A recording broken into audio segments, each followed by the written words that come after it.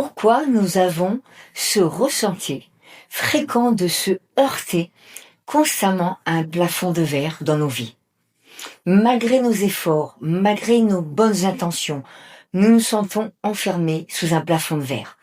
Nous essayons de construire une relation amoureuse sereine, mais nous retombons toujours sur les mêmes profils d'hommes ou de femmes. Nous essayons de faire la paix avec notre corps, mais l'autodestruction, les compulsions ou les blessures, voire la dévalorisation reviennent en boucle. On nous répète partout qu'il suffit d'un manque de volonté, qu'il faut guérir ses blessures ou faire des affirmations positives. Et moi-même, je le prône.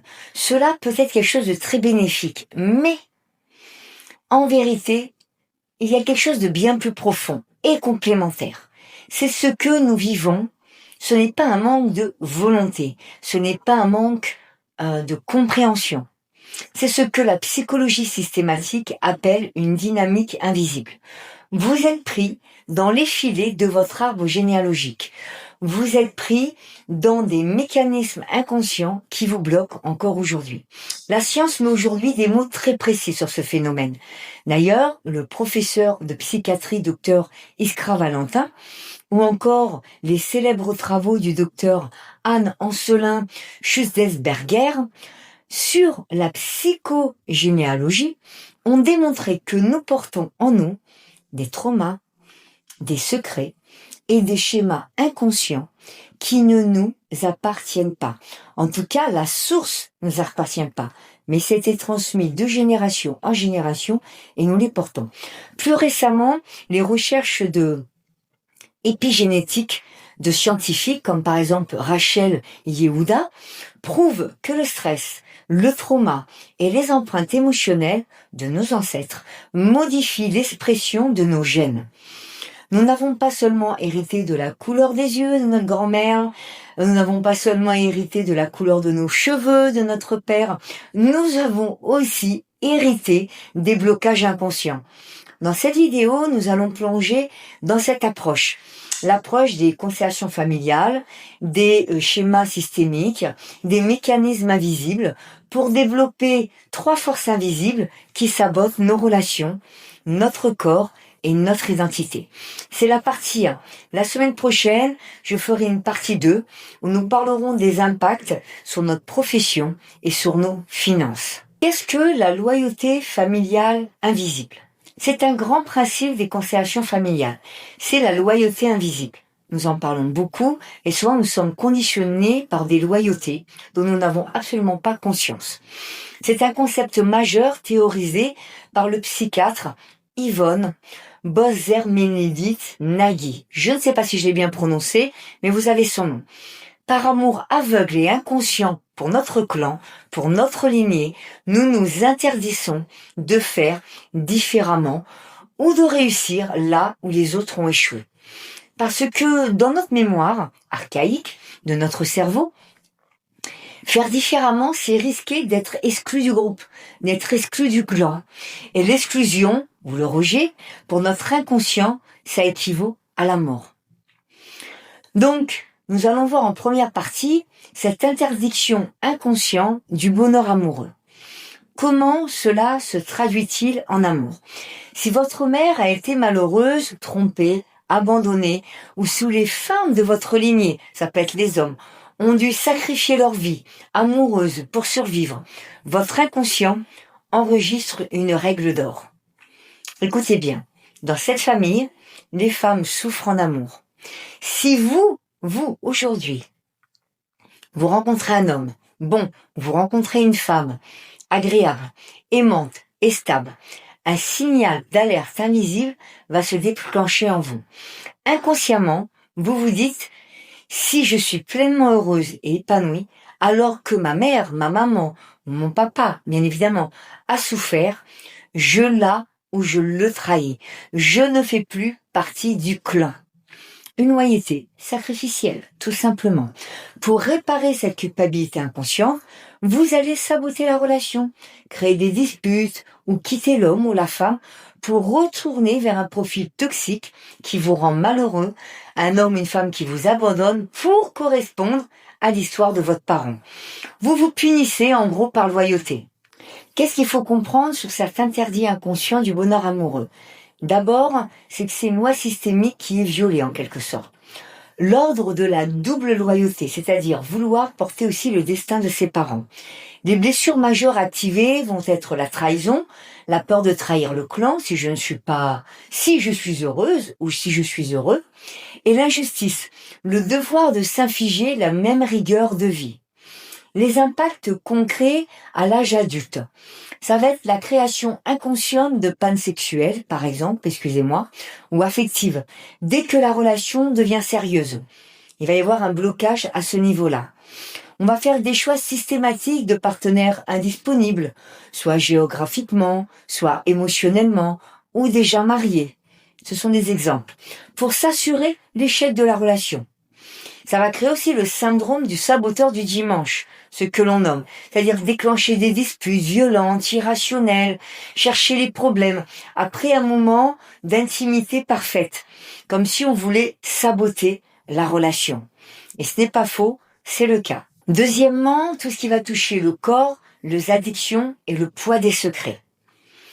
Donc, cette loyauté, elle se loge de manière extrêmement violente dans le corps.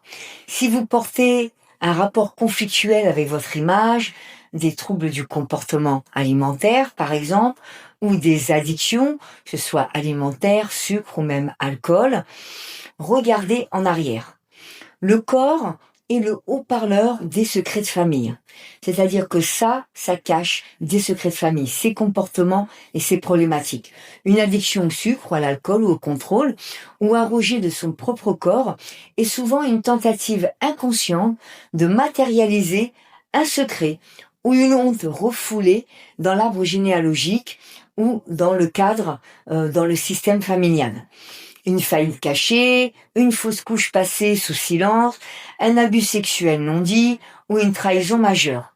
Ce sont des exemples. Le corps se détruit ou se cache à travers la prise de poids par exemple, où justement je m'épaissis pour me protéger des autres. Donc on construit une armure de protection ou pour exprimer physiquement la souffrance d'un ancêtre que personne n'a osé pleurer ou que l'ancêtre n'a jamais osé exprimer et a gardé lui-même somatisé. Et alors vous allez répéter un schéma corporel destructeur, vous allez porter le fardeau en même temps qu'eux, en pensant que cet amour, ce poids, va venir soulager votre lignée. Ce qu'il faut comprendre à travers la problématique du lien avec le corps, les addictions et les secrets de famille, c'est la loi de l'appartenance. Le corps matérialise l'exclusion de l'histoire familiale. C'est-à-dire, je suis l'exclu de la famille et mon corps va l'exprimer. Les blessures majeures qui vont être activées, ça va être l'humiliation, la honte du corps, le dégoût de soi ou le rejet. Et de ce fait, le rejet va passer par rejeter sa propre enveloppe physique. L'impact concret à l'âge adulte. Les addictions, nous venons d'en parler, les compulsions, le sucre, l'alcool, la boulimie, donc c'est pas spécialement une addiction, mais des fois des crises de boulimie. Le comportement addictif vient combler le vide laissé par le secret non dit, ou anesthésier la charge émotionnelle du poids hérité. Autre conséquence, somatisation et poids mûr. Donc prise de poids inexpliquée ou rétention d'eau chronique pour créer une barrière physique entre l'intrusion extérieure, bien évidemment, qui représente un danger, donc mémoire d'abus ou d'agression, maltraitance, qui aurait pu se passer dans la lignée. Évidemment, c'est le corps aussi qui stocke, bien évidemment. Les maladies chroniques ou auto-immunes, évidemment, le système immunitaire s'attaque à lui-même, traduisant le conflit intérieur. Je dois mourir, d'une certaine manière, ou souffrir à ta place pour te prouver mon amour, ma loyauté, bien évidemment, puisque nous sommes dans le contexte des loyautés. Petit arrêt, parce que c'est le meilleur moment pour vous abonner à ma chaîne. Merci. Ensuite, il y a le rejet parental et la place. Ça, c'est une autre approche aussi des problématiques dans les principes de loyauté. C'est le deuxième principe systémique fondamental, c'est le droit à l'appartenance et à la juste place. Tout commence bien avant notre premier souffle, dès la grossesse. Premièrement, le traumatisme de la vie ultra-utérine ou le rejet du sexe, ce que nous nommons les mémoires prénatales. De nombreux psychologues et psychanalystes d'ailleurs, comme par exemple Thomas Verny, ont démontré que le fœtus ressent et intègre, même mémorise et garde toutes les projections émotionnelles des parents et de l'environnement. Donc, si durant la grossesse, vos parents projetaient intensément le désir d'avoir un garçon, alors que vous êtes né fille, ou inversement, bien évidemment, le système enregistre instantanément un rejet identitaire. Je n'ai pas le bon sexe, je ne suis pas conforme à l'attente de mes parents, je n'ai donc pas le droit d'exister. Je ne suis pas digne d'être aimé, tel que je suis. Ce rejet originel coupe la sécurité intérieure, bien évidemment. L'enfant grandit avec la sensation viscérale d'être une erreur de la nature, une imposture. D'ailleurs, c'est très violent, je le remarque. Des fois, j'accompagne des personnes, elles me le disent à quel point cela peut les heurter lorsque les parents disent « tu étais un accident », par exemple. Qu'est-ce qu'il est important de savoir à travers ce principe ? D'abord, la loi de la hiérarchie et de l'ordre, c'est-à-dire que l'enfant n'est pas accueilli pour ce qu'il est, mais pour ce qu'il doit représenter pour les parents ou la famille. Les blessures majeures activées, évidemment, le rejet, dans sa forme la plus précoce et radicale, puisqu'on est sur une blessure identitaire, une blessure existentielle. Les impacts concrets à l'âge adulte, ça va être une sensation permanente d'être transparent, de ne jamais être à sa place, peu importe le groupe social ou professionnel, même dans la sphère familiale, bien évidemment. Difficulté majeure à s'ancrer dans la réalité, tendance à la dissociation entre être et avoir, et surtout être dans la lune, d'être coupé de la moitié de son corps et de manquer d'ancrage et de manquer d'être dans la réalité. Donc des problèmes d'identité profonde ou de genre, rejet de sa polarité, difficulté à s'incarner dans ses polarités, donc son féminin sacré, ou par exemple son masculin sacré. À travers ce principe, on peut aussi avoir la blessure identitaire s'effacer ou dominer, c'est-à-dire le manque de reconnaissance parentale qui crée une fracture entre deux directions opposées dans vos relations quotidiennes. C'est le complexe d'infériorité, l'effacement.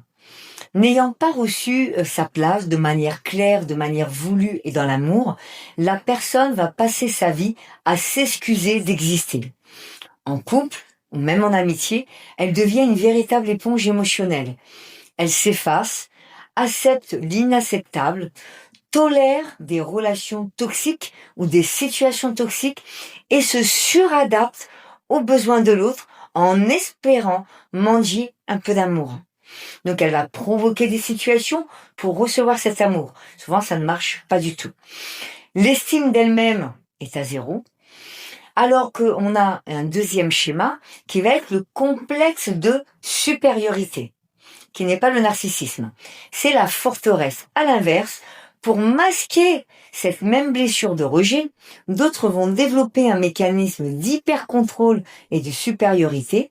C'est le profil qui va vouloir montrer à tout prix qu'il a de la valeur, qu'il est capable, qu'il est à sa place. Cette personne n'a besoin d'aucune autre personne pour dicter sa loi.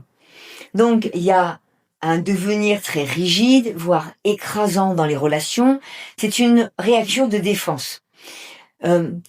C'est comme si la personne se disait « je vous rejette avant que vous ne me rejetiez. Je contrôle à tout prix pour ne jamais être vu comme vulnérable. » Dans ces deux cas, vous n'êtes pas vous-même. Vous jouez un rôle de survie au rejet parental. Cette blessure identitaire, s'effacer ou dominer, donc complexe d'infériorité ou complexe de supériorité, ce qu'il faut comprendre, c'est que c'est un manque d'équilibre entre donner et recevoir. L'enfant donne sa vie et donne trop pour réparer le parent. On ne se rend pas compte, mais inconsciemment, c'est ce mécanisme qui se joue. Les blessures majeures qui vont être activées, ça va être l'abandon, le masque du dépendant, bien évidemment. La trahison avec le contrôle, donc le masque du contrôlant. Ça, on est plutôt dans le syndrome de supériorité. Les impacts concrets à l'âge adulte, ça va être quelqu'un qui aura tendance à s'effacer, à être dépendant des autres, à se dévaloriser, bien évidemment, à penser qu'il n'est pas capable. Donc, incapacité totale à poser ses limites. Le syndrome de la good girl ou good boy, gentille fille, gentil garçon. Tolérance extrême à la maltraitance psychologique, aux amis toxiques, à la dépendance affective totale, par terreur de revivre le vide originel qui a été créé par le rejet parental.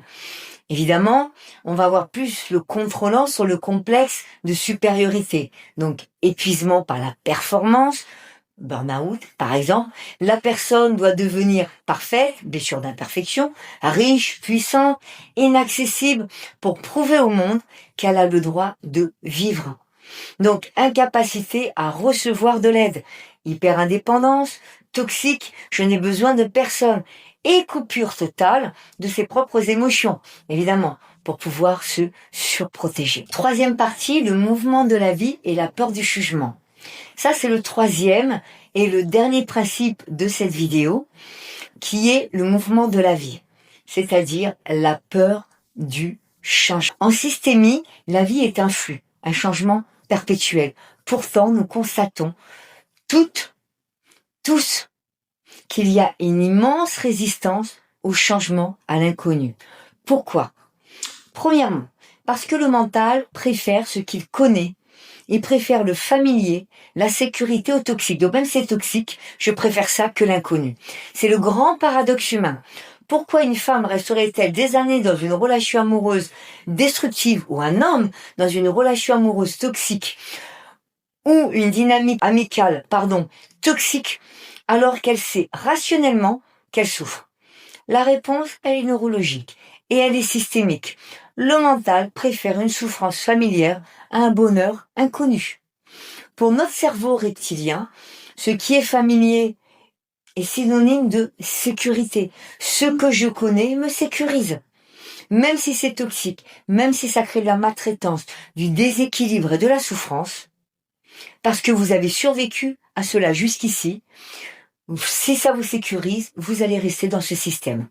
Couper les ponts avec une famille toxique, quitter un partenaire destructeur, ou changer radicalement son image corporelle, voire changer de taf, que ça peut être dans le travail, mais on le verra la semaine prochaine, demande de briser un équilibre systémique. L'inconnu total est interprété par votre système nerveux comme un vide, comme un danger, comme une mort imminente. Dans ces cas-là, ce qu'il faut comprendre à travers ce principe du mental qui préfère le familier au toxique, c'est l'homéostasie systémique. C'est que le système préfère le dysfonctionnement connu à la nouveauté qui est déstabilisante. C'est neurologique. Donc, les blessures majeures qui vont être activées dans ces cas-là, la blessure d'abandon et la blessure de rejet qui vont représenter la peur d'avancer seul et de couper le cordon. Les impacts concrets chez l'adulte majoritairement, ça va être l'inertie relationnelle. Rester dans des amitiés ou des couples épuisants en se trouvant des excuses rationnelles pour permettre de justifier que nous restons dans ce système. C'est de ma faute, ou ça va changer, ou il faut peut-être du temps. Ensuite, il y a le cercle vicieux du trauma bonding. Qu'est-ce que c'est? C'est développer un attachement biochimique à la crise. La personne confond l'anxiété et le stress de la relation toxique avec de l'amour ou de la... C'est précisément ce mécanisme archaïque qui explique ce phénomène que vous connaissez toutes et tous. Cette sensation épuisante de faire un pas en avant, puis 3 pas en arrière. C'est ce que nous nommons, ce que nous appelons en neurosciences et en approche plus systémique, la paralysie du changement. Visuellement, imaginez que vous êtes au volant de votre voiture. On va imaginer que ce volant, ça représente votre vie. Votre tête appuie de toutes ses forces sur l'accélérateur de la transformation. Mais votre inconscient, lui, et votre histoire, bien évidemment les mémoires et évidemment les programmations dans l'inconscient et votre histoire familiale maintiennent un pied de plomb sur le frein à main en même temps. Donc, vous tenez votre frein à main et vous essayez d'accélérer.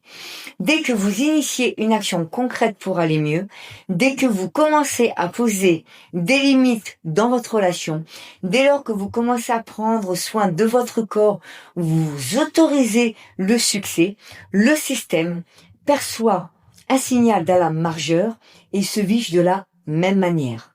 C'est-à-dire, j'appuie pour accélérer, mais j'ai à fond le frein à main. Pourquoi ? Parce que votre système maintient le lien avec le dysfonctionnement familial. Même s'il est douloureux, même s'il est toxique, même s'il vous détruit. Reste le seul moyen connu pour rester connecté à vos racines, rester connecté à un clan, ne pas sentir l'exclusion, le rejet, l'abandon. C'est la loi de l'homéostasie toxique. Rompre ce schéma, guérir, oser être la première de la famille à être pleinement, ou être le premier, à être pleinement heureux, heureuse, libre et épanoui, cela demande de traverser une zone de vide. Et ce vide est interprété par votre cerveau émotionnel comme de la solitude absolue, comme de l'exclusion du clan. Toujours pareil, comme un danger, comme un abandon, ce que je venais de vous dire. C'est pour cela que la volonté pure échoue toujours sur le long terme. Au bout d'un moment donné, le frein à main tenu va gagner sur l'accélérateur. Vous avez beau lire tous les livres de développement personnel, de la Terre, vous levez à 5 heures du matin ou répétez des mantras. C'est ce que je fais. Je répète pas de mantra, mais je suis debout à 5 heures. Si votre structure invisible associe la réussite, le bonheur ou l'indépendance à un danger d'exclusion, vous reculez. Pour briser ce plafond de verre, il ne suffit pas de décréter le changement, de le poser avec votre mental. C'est une première étape ou votre logique. Vous devez descendre d'un étage. Il est indispensable de rassurer profondément votre système nerveux, de comprendre votre histoire, de faire le lien avec ce que vous vivez et ce passé, de rassurer ce système nerveux qui est resté en mode survie et de venir libérer les mémoires cellulaires. C'est uniquement en nettoyant cette empreinte que votre corps et que votre inconscient vont enfin intégrer que le bonheur, la paix relationnelle et l'indépendance ne sont plus des menaces, ne l'ont jamais été d'ailleurs, ni de mort, ni de danger, mais des espaces totalement sécurisés où vous avez le droit de résider, de vous épanouir, de vous développer dans le bonheur et dans la réussite.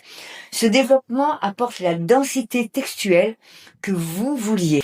Qu'est-ce qu'il faut comprendre sur cette paralysie du changement ? C'est le flux de la vie et de l'évolution qui est biaisé. Mais ça, on ne peut pas aller contre. La vie, ça circule, c'est circulaire, c'est des ronds, c'est des cycles. Il faut qu'il y ait donner-recevoir. Donc, quelles sont les blessures qui sont activées ? L'injustice, c'est se figer dans une posture de victime impuissante face à son destin, malgré tous nos efforts. Les impacts concrets à l'âge adulte, ça va être d'abord la procrastination maladive. Dès qu'un projet de liberté se dessine, on va automatiquement trouver des tas d'excuses pour le saboter. Le phénomène de la porte close, la personne entame une thérapie ou une démarche de changement, mais recule brutalement, annulation des rendez-vous, oublie de que les vraies prises de conscience s'approchent, ou alors va s'intéresser, mais de suite faire des pas en arrière, car son système identifie la guérison comme une zone de danger, parce que qui dit guérison dit changement. Vous l'avez compris, à travers ces 3 principes, vos blocages actuels ne sont pas le signe que vous êtes brisé, incapable, que vous manquez de volonté, que vous ne pourrez jamais guérir ou que c'est trop complexe dans votre histoire. Ils sont simplement la preuve que vous êtes un enfant loyal à l'histoire de votre famille, que vous portez des blessures de place, non résolus et que votre système nerveux principalement cherche à vous protéger du changement, de l'inconnu, par peur tout simplement de perdre ce que vous avez. Pourtant c'est toxique, ce n'est pas bon pour vous, c'est négatif, mais c'est ce que vous connaissez et c'est ce qui vous sécurise. Comprendre ces mécanismes, c'est toute la première étape indispensable pour amener de la clarté. Mais pour briser ces chaînes, il faut aller regarder votre propre structure invisible. C'est exactement ce que nous allons faire ensemble lors de mon immersion exclusive dans Code Source, qui commence très bientôt, qui commence à partir de mercredi 3 juin. À partir de mercredi, vous allez pouvoir rentrer dans cet espace. Un espace totalement privé, sécurisé et bienveillant. Code Source, c'est retourner à la source. À travers 3 lives gratuits, des masterclass que vous allez faire dans cet espace. Sécurisé, privé, qui est mon studio Coévolution. Donc, pendant quelques jours, vous aurez l'opportunité de rentrer gratuitement dans cet espace pour pouvoir profiter de ces live. C'est les 10, les 11 et les 12 juin. Vous aurez un replay qui vous permettra, si vous le souhaitez, de pouvoir voir pendant 3 jours ces replays si vous n'êtes pas disponible. Par contre, tout de là, le dimanche, les sorties de chacun se feront. Si vous voulez profiter de cet événement exceptionnel, c'est très simple. Vous cliquez dessus, vous bloquez votre créneau et je vous appellerai pour vous faire rentrer dans l'espace. Je vous expliquerai toutes les conditions et après il n'y aura plus qu'à profiter de cette immersion de 3 jours avec moi. En attendant, je vous dis, prenez soin de vous. N'hésitez pas à cliquer sur la petite clochette pour être alerté quand je fais de nouvelles vidéos, à liker, à partager, à commenter pour soutenir ma chaîne. Je vous dis à très bientôt pour la suite, partie 2 lundi prochain, toujours autour des doyautés, mais dans 3 thématiques différentes afin de venir développer exactement ce principe. En tout cas, merci pour tous ceux qui ont été là. Prenez soin de vous et à bientôt.